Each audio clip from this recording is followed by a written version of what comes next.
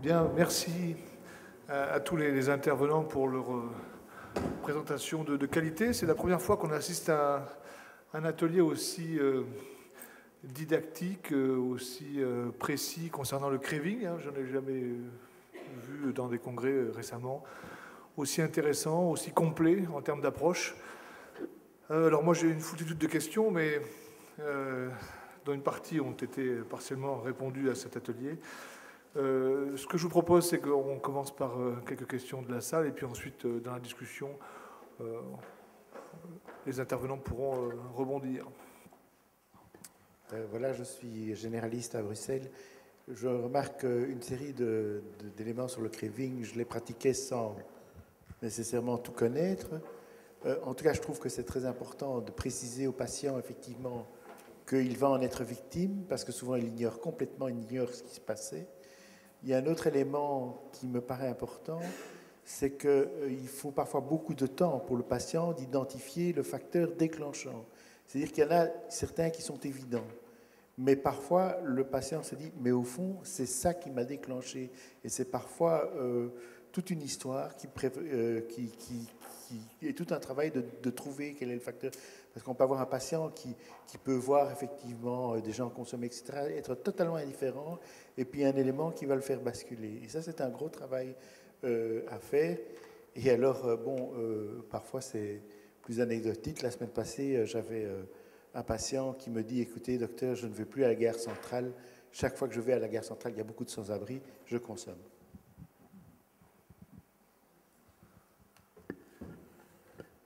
Une question pour continuer un petit peu sur ce sujet-là. Est-ce que vous croyez que les patients ont tous conscience vraiment de ce craving ? Parce que nous, on en parle, évidemment, on est très sensibilisé à ça. On a parlé de la conscience du craving, on a dit que c'était subjectif et un phénomène conscient.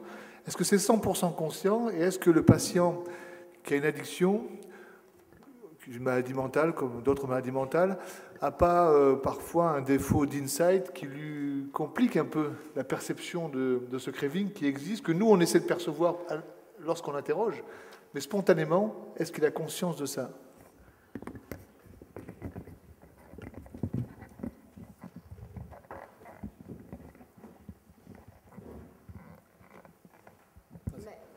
Moi, je répondrais, puisque c'est un...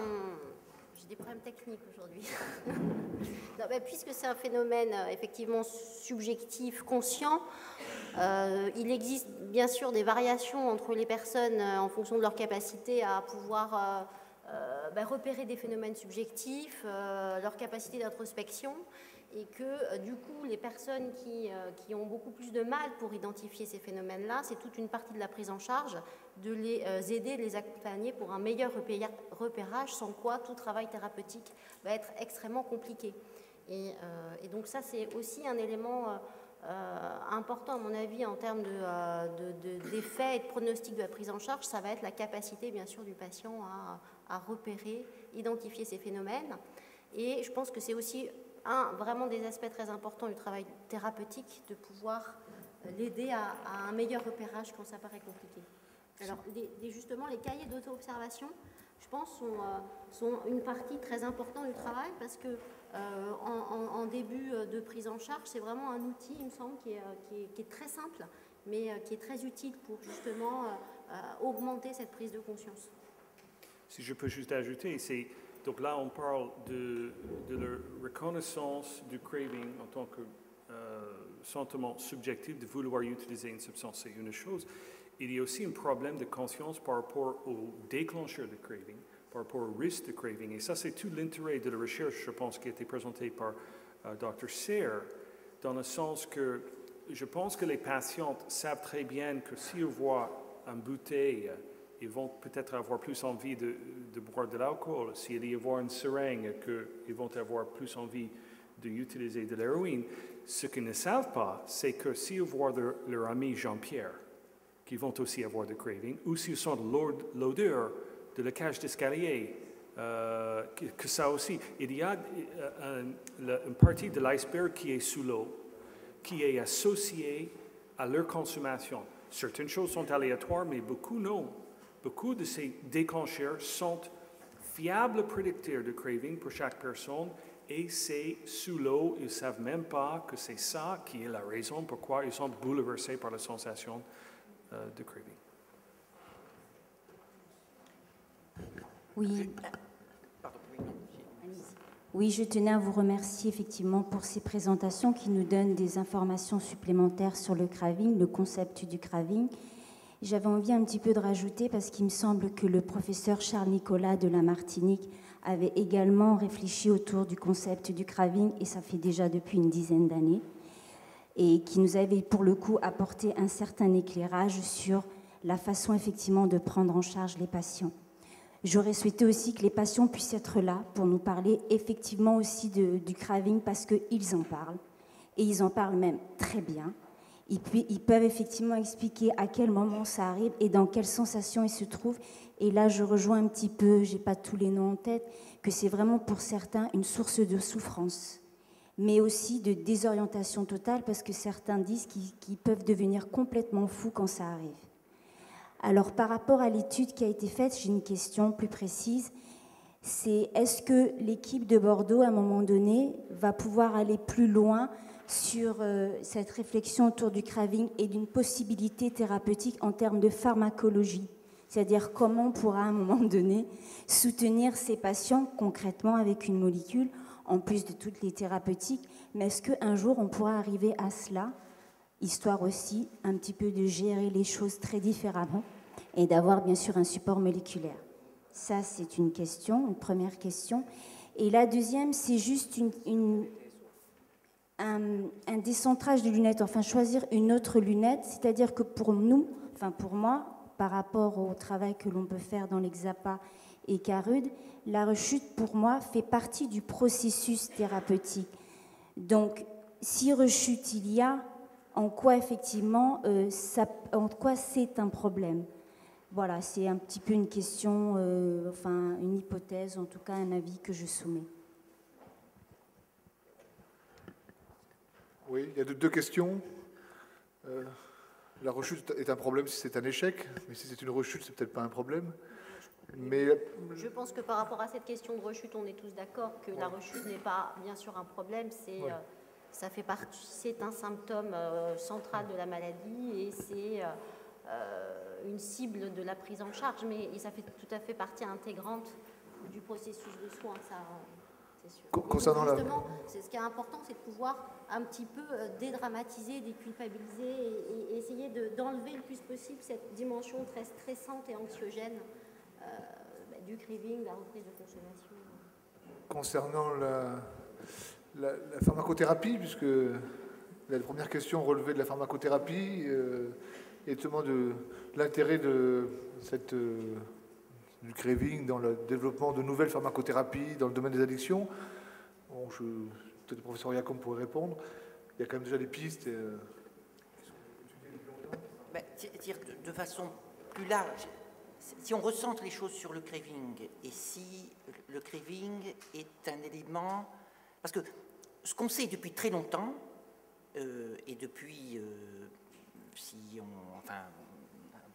depuis plusieurs centaines d'années, c'est que le craving est bien associé, existe chez les personnes qui ont des addictions. Voilà. Ce qui fait débat, c'est est-ce que c'est la poule ou l'œuf? Voilà. Hein, est-ce que c'est une cause ou une conséquence?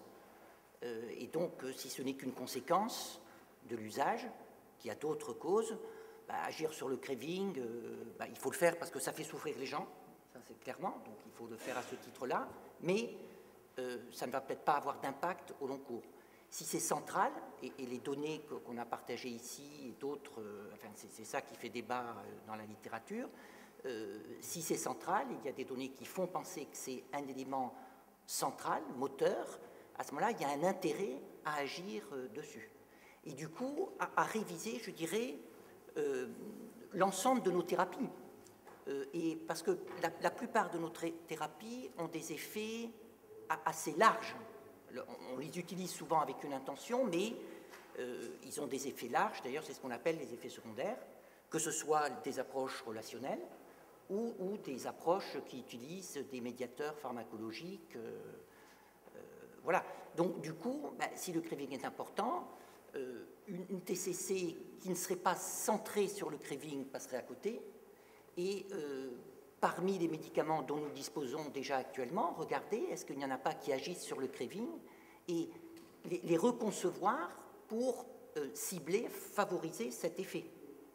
Et de voir à ce moment-là les autres effets qui peuvent avoir un intérêt, parce qu'encore une fois, soulager quelqu'un qui souffre, forcément, c'est, je dirais, l'élément motivationnel majeur de toutes nos professions. Mais si l'élément constitutif de la pathologie, l'anomalie de la personne, c'est le craving, de se centrer sur le craving. Hein, donc effectivement, ça pose la question de qu'attendre d'un médicament dans notre champ et quelle doit être la cible principale et les cibles secondaires. Et ça fait débat. Par exemple, on a tendance à séparer, c'était un peu la session de ce matin, hein, les agonistes, méthadone, buprenorphine, sulfate de morphine, héroïne, et les antagonistes, l'analtrexone. Le professeur O'Brien nous rappelait que finalement, l'analtrexone a un impact sur le craving.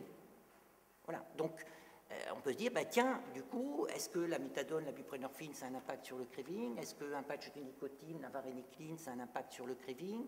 Est-ce que la camprosate ou l'analtrexone, mais pour l'alcool, ça a un impact sur le craving? Et si c'est le cas, si c'était le cas, ben, ça permet peut-être, même, je me laisse aller, je ne sais pas si l'agence du médicament est là, mais peut-être de revoir la classification de nos médicaments dans cette perspective. Il y a des médicaments qui agissent sur le craving, ceux qui n'agissent pas sur le craving. Et après, on gère les effets secondaires. Et tant que j'ai la parole, j'en abuse, parce que après, sur la question de l'absence du craving, si on va un peu plus loin, donc là, je suis dans de la spéculation, hein, si on va un peu plus loin, voilà, quand quelqu'un ne rapporte pas de craving, ça c'est un challenge, parce que ça peut être, comme le craving fait mal, il est difficile, et parmi nous, nous avons tous eu des choses douloureuses à un moment donné, et c'est difficile à parler. D'ailleurs, souvent l'entourage dit, mais pourquoi tu ne m'as pas dit plus tôt ce truc qui t'embête? Pourquoi tu... Voilà, parce que quand on a mal, on a tendance à se figer. Donc ça c'est un élément qui fait que les gens ont du mal à rapporter le craving. Et puis aussi, peut-être que quand il n'y a vraiment pas de craving, il faut se poser la question, y a-t-il addiction? Il y a sans doute des problèmes, des consommations problématiques, mais c'est la question des modèles. On parle beaucoup des modèles animaux, mais on oublie de parler des modèles humains. Et souvent, le modèle humain d'addiction, c'est juste un gros consommateur, enfin un consommateur qui consomme, alors généralement plus que moi, et qui a des problèmes. Sauf que tout consommateur qui a des problèmes à un moment donné n'a pas nécessairement une addiction. Ça peut être des phénomènes sociaux. Alors, dans le binge drinking, actuellement, les gens consomment trop, ont des problèmes. Tous ceux qui binge drink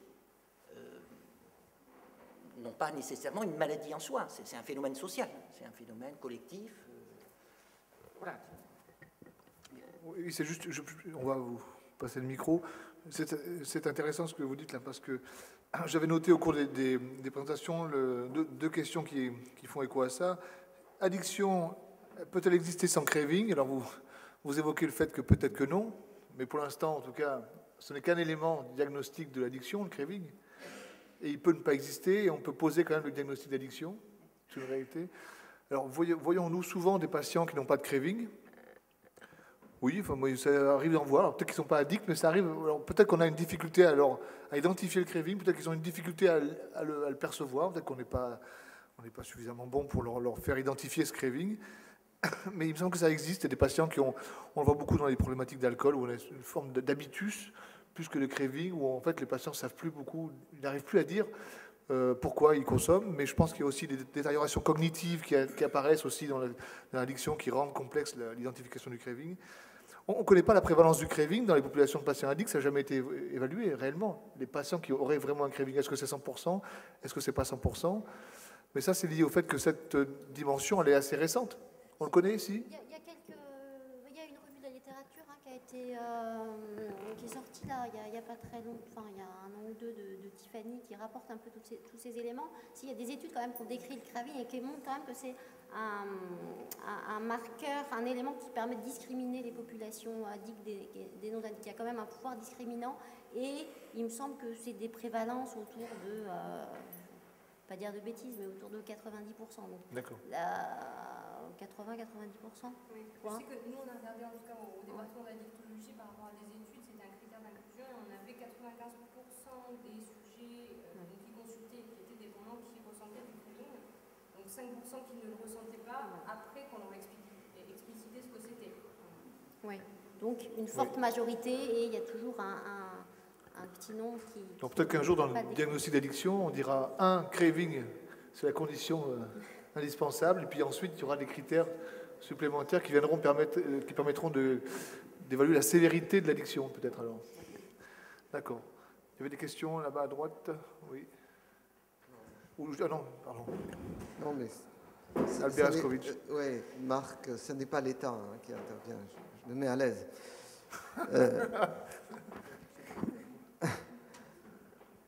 Pas de garde à vous. C'est assez intéressant comme discussion, mais parfois j'ai l'impression quand même qu'on devrait essayer de clarifier un peu les concepts. Je ne sais pas moi, une dépendance qui serait totalement sans craving, ça serait étrange quand même.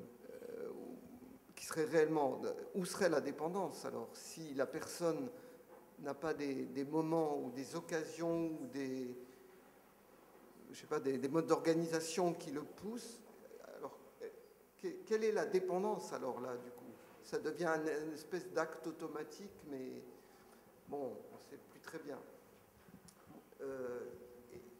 Ça renvoie à une autre question, quelle est la différence entre craving et dépendance? Est-ce que c'est une manifestation exacerbée de la dépendance qui s'exprime à un moment donné parce qu'il y a quelque chose en effet et surtout, ça renvoie, parce qu'il peut y avoir une vision quand même assez statique du craving, qui est, on constate, voilà. J'ai trouvé ça très intéressant, l'histoire des cues individuelles.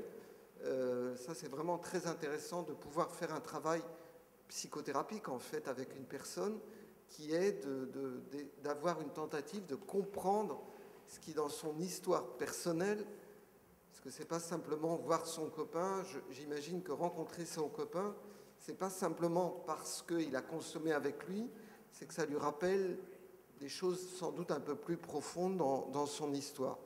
Bon, donc ça c'est intéressant, mais la question qui a été évoquée aussi, c'est le lien entre ça et la gestion de stress éventuellement anciens qui ont pu exister dans l'histoire du sujet, mais finalement on en revient toujours à l'aspect psychothérapique.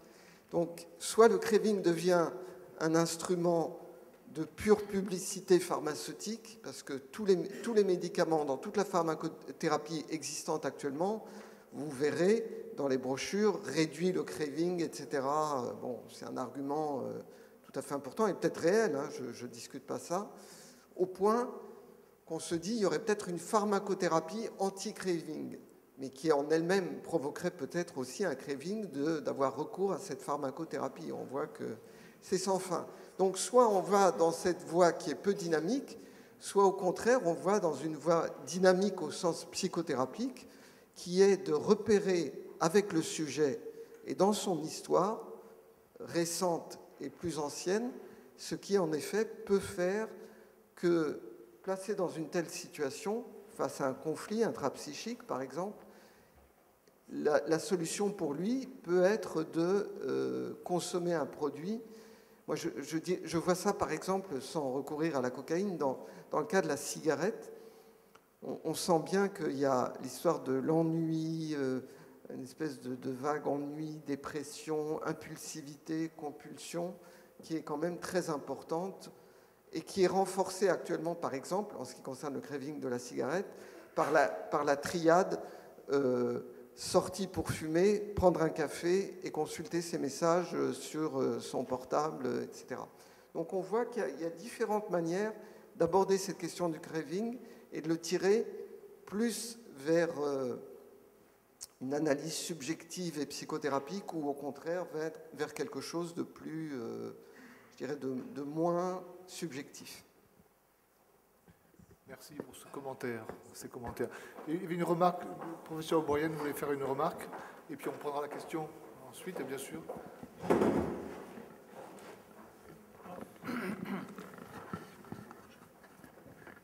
J'ai passé beaucoup de temps en pensée du craving et aussi en parler sur le craving avec mes patients. Et ce matin, j'ai mentionné le fait que nous avons des médicaments anti-craving. Et ça, c'est une approche efficace. Mais aussi, il y a des approches qui étaient expliquées par Arcade avec la thérapie comportementale. Et de temps en temps, c'est extraordinaire parce que tout le monde peut comprendre le phénomène de conditionnement Pavlov, tout le monde. Mais malgré cela, les patients souvent semblent comme il y a un peu illuminé. Maintenant je comprends. C'est un gros soulagement, un confort de comprendre un peu le mécanisme conditionné de craving et il peut changer le pattern de vie avec ça. Donc, mon collègue Anna-Rose Childress a fait beaucoup de choses concernant les approches comportementales pour le craving. Et elle a écrit un petit livre qui s'appelle Coping with Craving. C'était prêté par un autre sans attribuer les efforts d'Anna Rose, mais c'était assez efficace.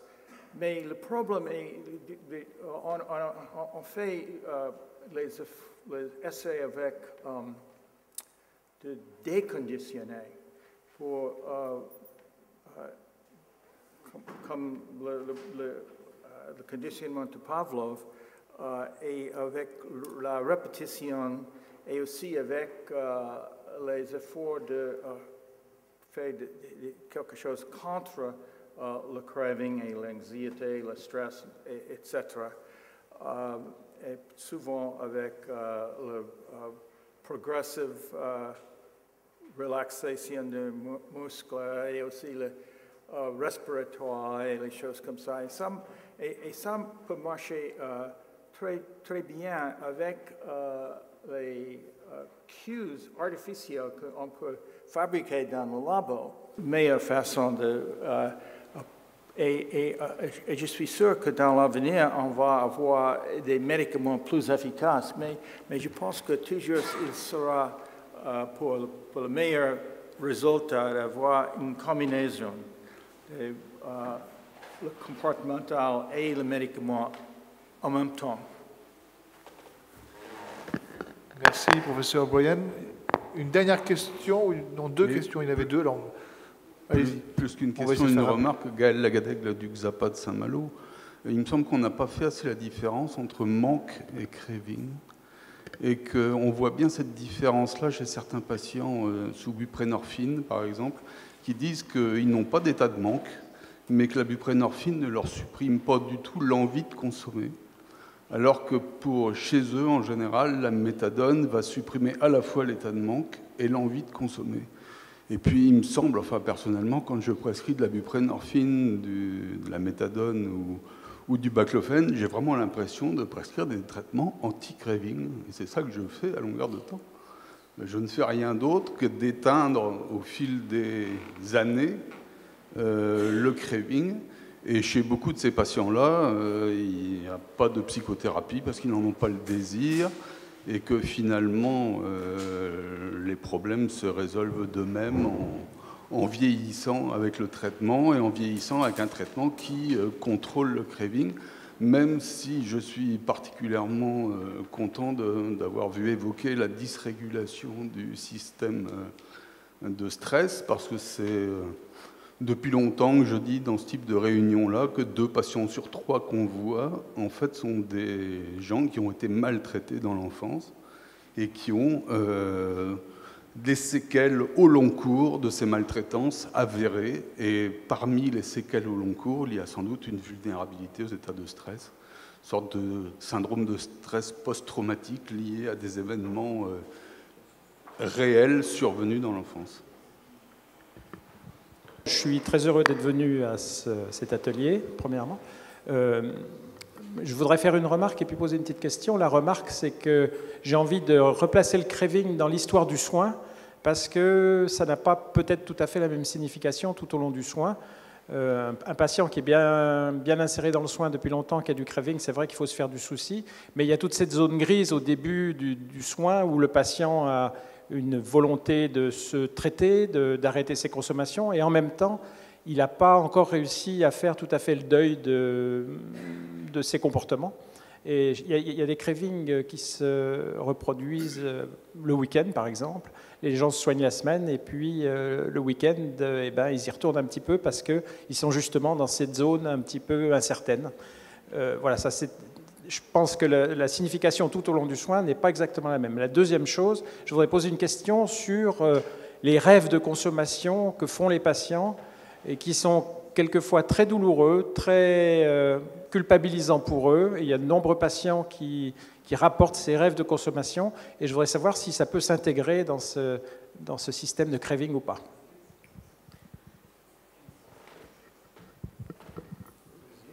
Moi, je peux répondre, mais ce sera mon seul avis de clinicienne. C'est que pour moi, je fais tout à fait un parallèle avec effectivement ces phénomènes de réactivation de craving qui peuvent peut-être être liés à un certain nombre de facteurs au cours de leur journée qu'ils n'ont pas forcément perçus de manière consciente, mais... les rêves de consommation, pour moi, sont des signes un petit peu d'alerte par rapport à une réactivation du craving, mais là encore, c'est mon avis par rapport à l'expérience de patients que j'ai eu à prendre en charge.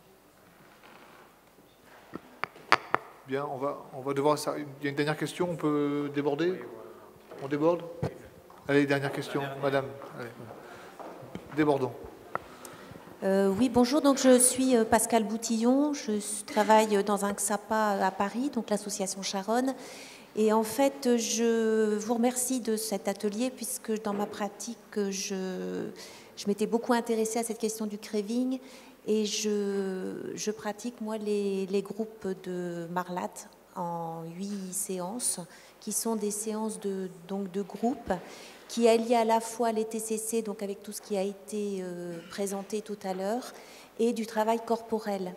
Donc ce travail corporel qui permet effectivement d'abord du repérage en termes de craving pour les patients qui en fait ne savent pas repérer qu'ils sont en train d'avoir un craving intense et qui partent automatiquement dans leur pilote automatique de consommation et de pensée automatique. Et donc ces groupes permettent aussi de travailler au niveau émotionnel, de repérer le travail émotionnel à travers le corps. Il se trouve que j'ai instruit depuis 2 ans et demi 8 groupes, 6 pour des patients dépendants à l'alcool, donc à l'hôpital Corentin-Selton à Paris. Et on a pu gérer une étude préliminaire qui n'a rien d'une recherche randomisée, mais qui a montré les résultats positifs et même à 1 an, puisque les résultats perdurent à 1 an. Et donc, je suis en train de mener une expérience en XAPA avec des patients qui ont un craving au crack. Voilà, donc là, la mise en place est un petit peu plus compliquée, puisqu'on sait que quand même ces patients ont un peu plus de difficultés dans le temps et dans l'espace, et la constitution de groupe est un peu plus complexe. Mais je ne désespère pas, puisque je pense qu'il y a une première accroche. Et puis, je pense aussi qu'il est très intéressant de mettre en place des groupes de relaxation qui sont en fait complémentaires des groupes de mindfulness, puisque la mindfulness utilise des techniques corporelles de type yoga ou méditation ou stretching, alors que la relaxation a un but de relaxation.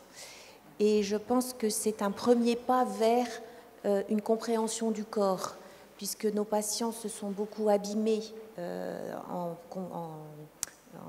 prenant des produits. Et en fait, le rapport au corps est très compliqué. Donc, commencer par la relaxation est quand même quelque chose qui peut être intéressant.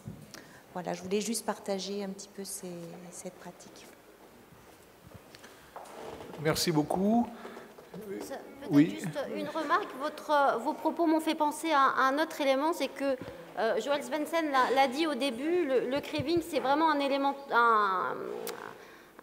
quelque chose de très multidimensionnel. Et par rapport à la question des patients qui ont du mal à repérer ce craving comme étant un désir très fort de consommer, il ne faut pas oublier que ça peut avoir beaucoup d'autres expressions cliniques, comme par exemple ce que disait Joël, donc les cognitions autour d'attentes positives autour du produit. Il peut y avoir aussi des manifestations physiques ou des signes plus apparentés à de l'anxiété qu'il faut pouvoir aussi essayer de repérer avec le patient comme pouvant être des signes éventuellement en lien avec des envies. Donc juste pour rappeler que le craving ne s'exprime pas forcément par le seul fait de repérer, d'avoir des envies particulières. Parfois ça peut être beaucoup plus complexe que ça. Bien, merci. On va s'arrêter là. Merci à tous les orateurs de cet atelier, les deux présidents qui nous ont aidés. Merci à vous. Et n'oubliez pas qu'il faut toujours avoir un peu de désir et d'envie dans la vie, répressible et irrépressible.